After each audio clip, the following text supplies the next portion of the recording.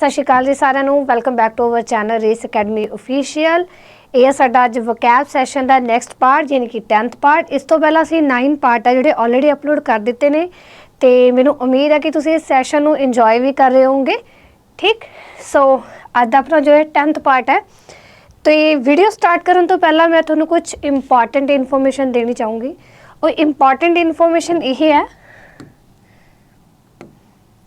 हाँ जी कि असी अगर कोई भी जिमें देखो हुण वैकेंसियां दा तुसीं इस तरह मान लो कि एक फ्लड आ चुका है ना, डेली कोई ना कोई नवी वैकेंसी आउट होंदी है।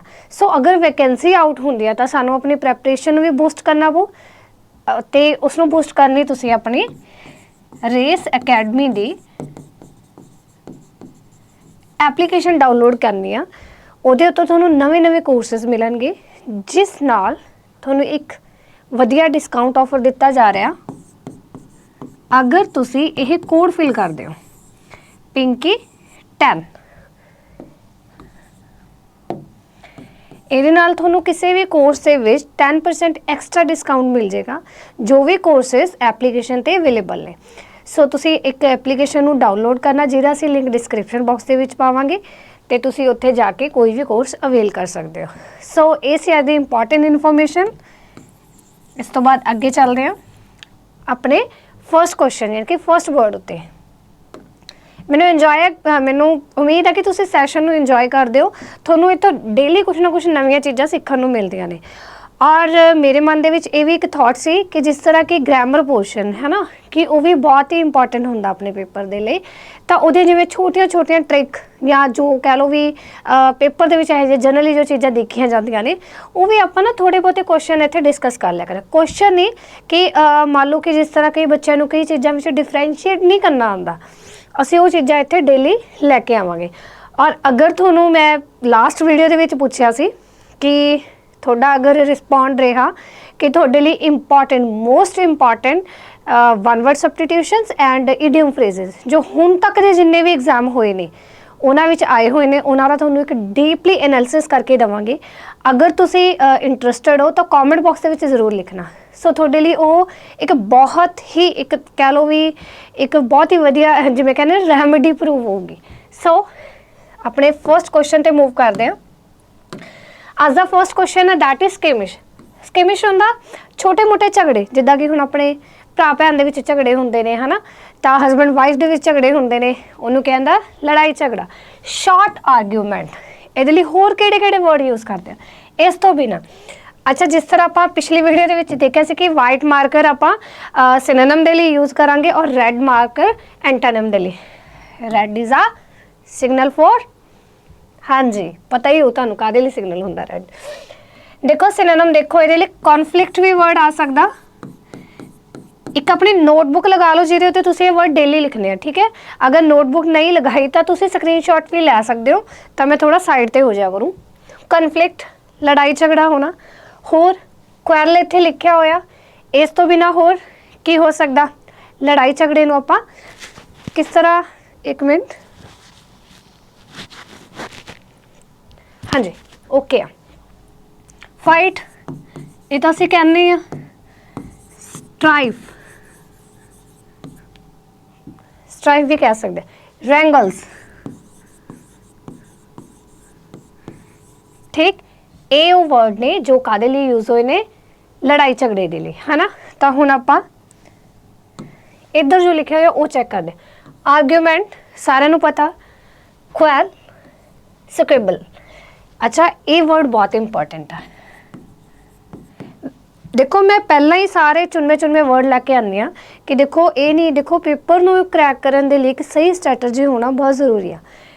तो ये नहीं है कि तुसीं सारे ही करो ठीक है, उन्ने करो जो तुहानूं पेपर दे विच इंपॉर्टेंट है। स्क्रिबल जरूर याद करना। एंटोनिम देख रहे एग्री करना इत्थे आपां लड़ाई कर रहे हैं। अच्छा डिसएग्री भी तो हो सकता बिल्कुल। हारमोनीज एकता बनाई रखना। इहदा आई थिंक पूरा कट हो चुका है, कोई गल मैं लिख दी। होर लिखो इस तो बिना एक वर्ड कराया सी मैं तुहानूं पीस। हुण मैनूं जल्दी तो जल्दी जो बच्चों ने मेरा पहला वाला लैक्चर लाया होया ਉਹਦੇ ਵਿੱਚ मैं तुहानूं पीस ਦੇ बहुत ज़्यादा वर्ड करवाए थे जरा लिखो कमेंट बॉक्स ਦੇ ਵਿੱਚ।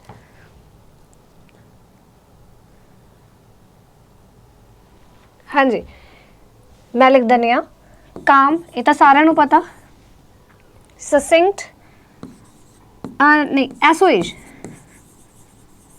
होर सूद, ठीक है।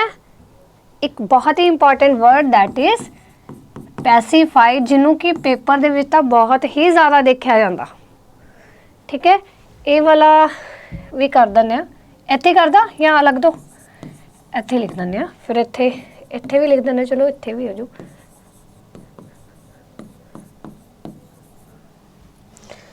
सो ये सी अपने स्किमिश नाल मिलते जुलते वर्ड। देखो तुसी एक वर्ड दे नाल असीं किन्ने एक्स्ट्रा वर्ड होर करते हैं, तो स्क्रीनशॉट ला लो जल्दी।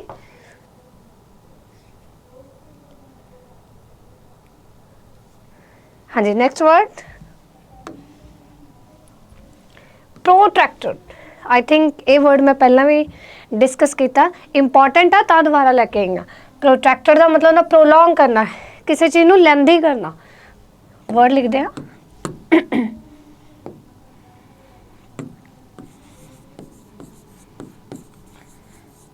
इलांगेटेड, स्ट्रेच करना, ठीक है। होर की हो सकता, स्ट्रेच, प्रोलॉग, एक्सटेंड, बस ठीक है, इन्ने बहुत नहीं, क्योंकि ये मैं पहला भी वर्ड करवाए हुए ने, थोड़े कोल होणगे वो। इस तो बाद देखते हैं एंटोनिम। कर्टल करना होंदा छोटा करना किसी चीज़ को, शॉर्टन, डी ट्रंकेट। ये होर लिखो कंसाइज करना, ब्रीफ ब्रीफ हो गया। होर वर्ड हो गया अपना जिस तरह कंसाइज सी, एक ब्रीफ सी, एब्रीवेट, ठीक है। यही वर्ड ने एंटोनिम दे नाल मिलते जुलते। अच्छा, मैनू लगता मैं पिछले राह बनाया नहीं सी। There was a skirmish over the budget, budget के उत्ते छोटे मोटे झगड़े होए सी। नैक्सट एरा देख लें, he had certainly taken his time in protracting the process, उन्होंने प्रोसैस नूं लंबा खिंचण दे लई समा लिया, ठीक है। स्क्रीनशॉट लै लो इहदा।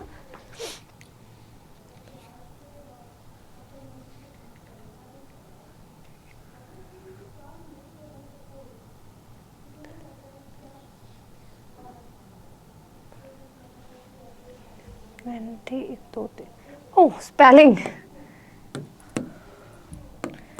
मिस्टेक,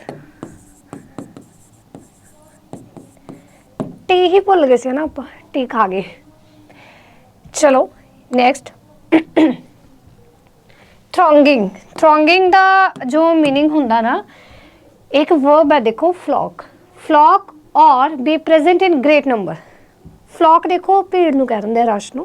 फ्लॉक एक झुंड होंदा, जिवें शीप दा, शीप दे लई वर्ड यूज होंदा ना, शीप काफ़ी सारियां शीप्स होन, उन्हां दा झुंड होंदा, उन्हां नूं फ्लॉक कहा जांदा। कलैक्टिव नाउन दे विच यही यूज होंदे ने। मतलब कोई चीज़ ग्रेट नंबर ऑफ होंदे आ, काफ़ी सारी अमाउंट दे विच होंदे आ। एनॉर्मस लिख सकते हैं वर्ड, करवाया होया है भी, बट ए वाला वर्ड नहीं करवाया, एनॉर्मस करवाया होया। एनॉर्मस हो गया काफ़ी ज़्यादा मात्रा दे विच, ठीक है। फ्लॉक और टू बी प्रेजेंट, शायद मैनू आवाज़ ठीक आ रही है शायद। हाँ जी, केड़ा वर्ड कर रहे थे, अबेंडन,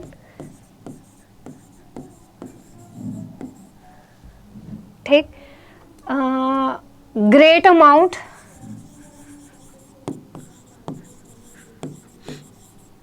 काफ़ी ज़्यादा मात्रा दे विच होना। अबंडेंस, अबंडेंस बहुत वार देखा गया। अबेंडन एक होंदा अबेंडन, एक होंदा अबंडन, ठीक है। तुसीं मैनूं अबेंडन का मीनिंग दसना कमेंट बॉक्स के विच की हुंदा। अच्छा, ये नाल ला लिख लो शीप। उस तो बाद आपां देखते हैं कि साडे एंटोनिम स्किन, डिस्पर्स हो जाना, लूज, ओपन, ठीक है। ये हुंदा इकट्ठे होना, इहदा स्कैटर्ड भी लिख सकते हैं फैलना, ठीक है। होर की वर्ड हो सकता स्कैटर्ड तो बिना, डिस्पर्स हैगा पूरा तो लिख दिए। स्प्रेड, स्प्रेड हो गया। एक मैं पिछली वीडियो ਦੇ ਵਿੱਚ स्प्रेड ਦੇ वर्ड करवाए सी फैलना, तो देखियो तुसी जो जो मैं वर्ड करवाया तुसी कमेंट बॉक्स ਦੇ ਵਿੱਚ जरूर दसना कि ਆਪਾਂ ਇਹਦਾ की हो सकता फैलाउन दी इंग्लिश।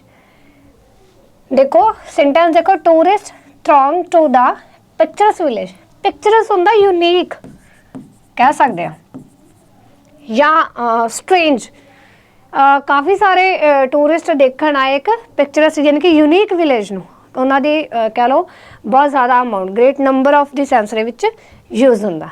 तो स्क्रीनशॉट लै लो।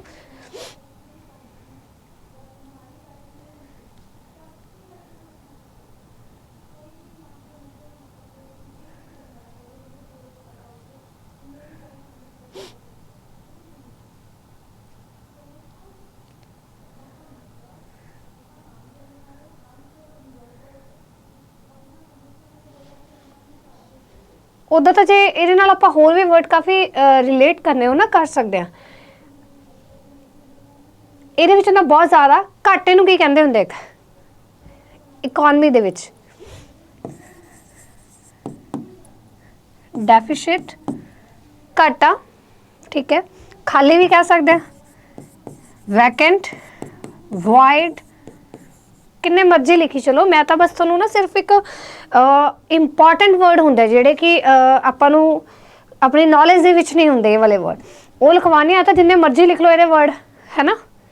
इहदा क्लस्टर लिख सकते, झुंड, क्लस्टर, क्लस्टर किहड़ा झुंड हुंदा दसो तुसीं noun they which I think कीता ही होगा। और अज मैं एक तुहाडे लई सरप्राइज़ रखिआ है इस दे विच, सो आपां देखदे हां। पैराडॉक्सिस, पैराडॉक्सिस का मतलब होंदा कि आप कहने विरोधाभास, उन्होंने कह देंगे पैराडॉक्सिस। सेमली अबसर्ड, और अबसर्ड वर्ड भी मैं थोनों करवाया हुआ, अबसर्डिटी याद आ गया, फुली मूर्खतापूर्वक, है ना। और सेमली अबसर्ड और कॉन्ट्राडिक्टरी स्टेटमेंट, अपोजिट स्टेटमेंट मतलब, और propositions which when investigated may prove to be well founded or true, जो मतलब कोई भी कॉन्ट्राडिक्टरी स्टेटमेंट नूं आपां कह सकते हैं। सिनोनिम देखो, कॉन्ट्राडिक्शन, कॉन्ट्राडिक्शन होंदा विरोध करना, उल्ट, oppose, contradiction in term, self contradiction, कुल मिला के कॉन्ट्राडिक्शन ही है, ठीक। एंटोनिम्स देख लो। वैसे ये कुछ एक्यूरेसी, सर्टेनिटी, करेक्शन, ट्रू भी हो सकता, सेम भी हो सकता। ये सौखे सौखे वर्ड ने ये जो यूज़ हुए हैं। एक्यूरेट होना बिल्कुल यानी कि सही सटीक होना कोई चीज़ का, ठीक। तो सेंटेंस देखो, the uncertainty principle lead to all sorts of paradox like the particles being in two places at once। भी ये जिहड़ी अनसर्टेनिटी हुंदी है ना, निश्चितता नहीं हैगी किहदे विच, principle lead to all sorts of paradoxes, मतलब जिहड़ी कॉन्ट्रेरी स्टेटमेंट आ उन्हां विच जिहड़ी अनसर्टेनिटी आ उहदे नाल की देखो, लाइक द पार्टिकल, जिवें कि particle being in two places at once, जिहड़े पार्टिकल्स ने वो दो जगह ते मौजूद होंदे एक तां इक्को ही टाइम ते। और अच्छा ये तो बड़ा वधिया क्वेश्चन बन के आया, वो देखते हैं कि यही चीज़ अज मैं करवानी सी, पहला ही आ गई वो, होर मिलते जुलते वर्ड करवावांगे। हाँ जी, मैंने इन्होंने दोनों में डिफरेंस दसो अगर किसी को पता।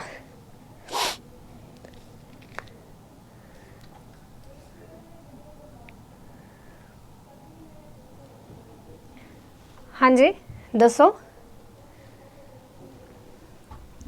देखो आ PAL फर्क तो इत्थे आ, ए प्रिंसीपल वो हुंदा जेड़ा स्कूल विच हुंदा, ते आ स्कूल वाले प्रिंसीपल की गल कर रही हूँ मैं, नहीं सिद्धांत, ठीक है। ओ वाले लिए की यूज होगा प्रिंसिपल, PLE। इस तरह मैंने दो वर्ड होर दसो, वुड ते वुड्स, क्या डिफरेंस होंदा दोनों विच?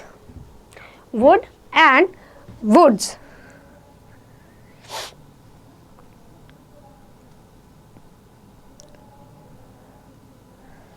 देखो फर्क क्या, वुड का मतलब होंदा लकड़ी, ठीक है, सिंपल।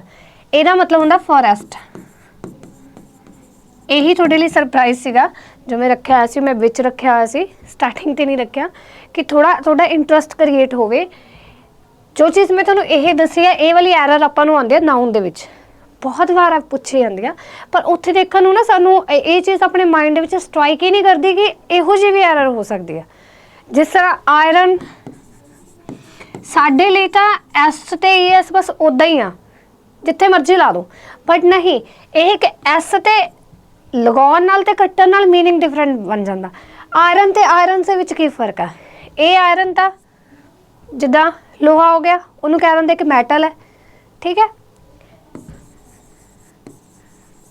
यह मैटल तो बनी हुई चीज़ जिमें कि हथकड़ी, जंजीरा, उन्होंने कह दिया आयरनस, एस, एक सिर्फ एस लगाने का मीनिंग चेंज हो गया, ठीक है। चलो ਇਹੋ ਜਿਹਾ कुछ आप अपने जिस तरह पेड कोर्सेज ने उन्होंने बहुत वधिया तरीके ਨਾਲ समझाया ਜਾਂਦਾ। सो चलते अपने नैक्सट क्वेश्चन दे, one word substitution, a list of explanation of rare technical और ऑब्सोलेट वर्ड। पहला मैं सोचा सी कि मैं ऑब्सोलेट का मीनिंग दसूँ, बट वो नैक्सट विच ही आ गया। आई थिंक मैं ਇਹਦਾ मीनिंग ਤੁਹਾਨੂੰ पिछली वीडियो ਵਿੱਚ ਕਿਸੇ 'ਚ ਦੱਸਿਆ। ਇਹਦਾ मतलब ਹੁੰਦਾ ਗਲੋਸਰੀ। ਗਲੋਸਰੀ ਕੀ ਹੁੰਦਾ कि वोकैबलरी कह सकते हैं, ठीक है, वोकैबलरी कह सकते हैं, शब्दावली की एक्सप्लेनेशन। देखो तुसी बहुत बार देखा होना, जिद्दां अपनी जो बुक होंदी है इंग्लिश की, है ना, उस तो बाद एक पेज दिता होंदा छोटा जिहा, जिहड़े उहदे विच डिफिकल्ट वर्ड होंदे ने, उत्थे उन्हां दी ना एक्सप्लेनेशन लिखी होंदी है, वो होंदी है ग्लॉसरी, ठीक है। नैक्सट देखो, अ वर्ड और practice that has gone out of use, एक अजिही चीज़ जां एक अजिहा शब्द जिहड़ा लंबे समय तो यूज विच नहीं हो रहा, लंबे समय तो उन्होंने यूज नहीं किया, दैट इज़ कॉल्ड ऑब्सोलेट। जिस तरह मैं थोड़ा प्रॉमिस किया सी कि मैं 2 नहीं थोड़ा 4 करवाया करूँगी, तो एक लिखो अपना लास्टिंग फॉर अ मोमेंट, कुछ समय लिए चल रही है जिहड़ी चीज़, उन्होंने क्या आंदा मोमेंटरी, उन्होंने क्या आंदा मोमेंटरी, ठीक। एक होर वर्ड है, जो डॉक्टर, अ डॉक्टर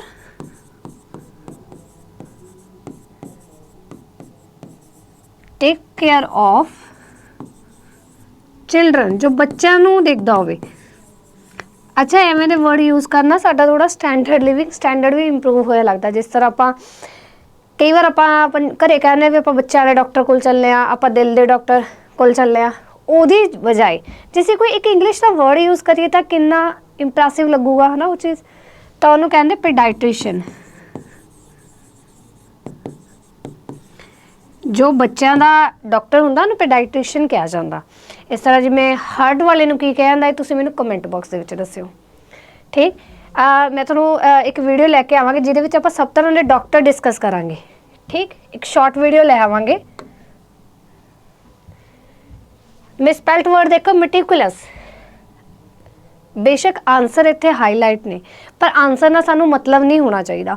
असी टैक्नीक देखनी है कि अस मेटिकुलस, अस ए वाला ਇਹਦੇ ਵਿੱਚ खत्म हो गया, अस मैं सारे में सेम है, मैटी ई नाला 2 वर्ड खत्म, मेटिकुलस, कू कू की हुंदा, CU हुंदा कि CUE हुंदा, CU मेटिकुलस। ਇਹਦਾ मीनिंग की हुंदा, बहुत छोटा, माइन्यूट, है ना, छोटा जा, माइन्यूट, पिद्दा सा बोलते हैं ना, माइन्यूट क्या है उन्होंने, ठीक। उस तो बाद डिफेमेशन, फेम वर्ड किवें लिखते हैं? ई ना बोलने ना, डी किवें लिखने? D D E D E D E D E, fame. इस तरह ए ना पऊगा इत्थे, एशन शन, एशन तो ये शन करके गलत हो गया, ए शन करके गलत सी। डी फे, फाई नहीं से, इस करके गलत हो गया। फे मे, डिफेमेशन, मे एम ए नॉट आ ई, डिफेमेशन। डिफेमेशन होंदा कि रैपूटेशन खराब होनी। ये मैं वर्ड बहुत कराए से, स्टिग्मा हो गया, धब्बा लगना, स्ट्रेन हो गया, मार्क हो गया, डिसरिस्पैक्ट होगी किसी चीज़ की। ये मिलते जुलते आप सारे वर्ड कर ले सी। सो लिख लो।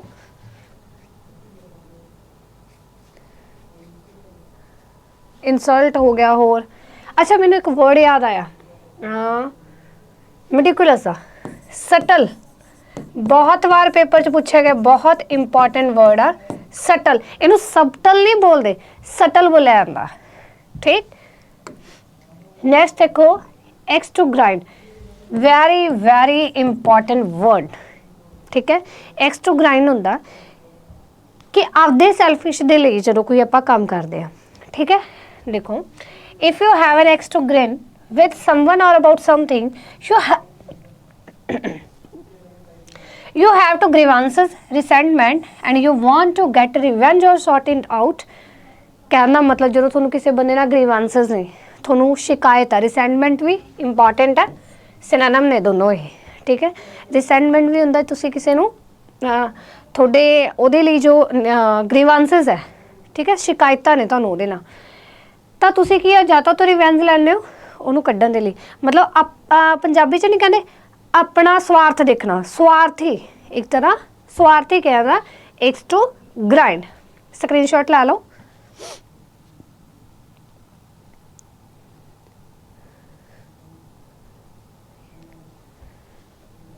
चलिए आगे।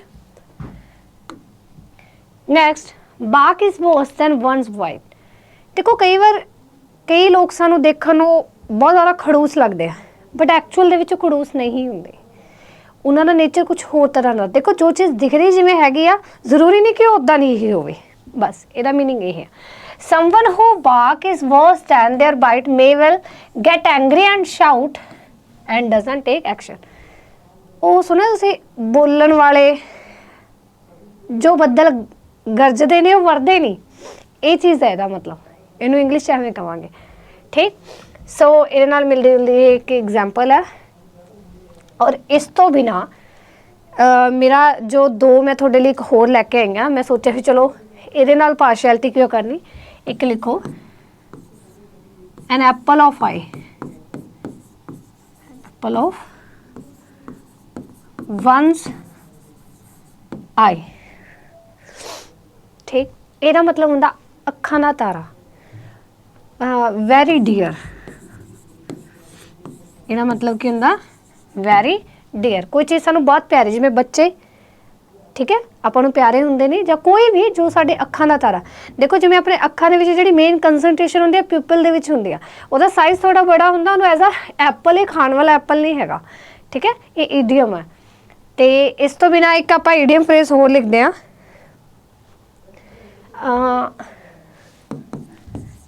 अ बेड ऑफ रोज़। ਇਹਦਾ मतलब ना कंफर्टेबल,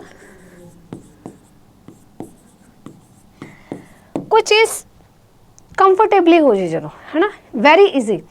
जिवें कह लो कि कोई जॉब है वो बैड ऑफ रोज़ नहीं होंगी, कंफर्टेबल नहीं होंगी इन्नी।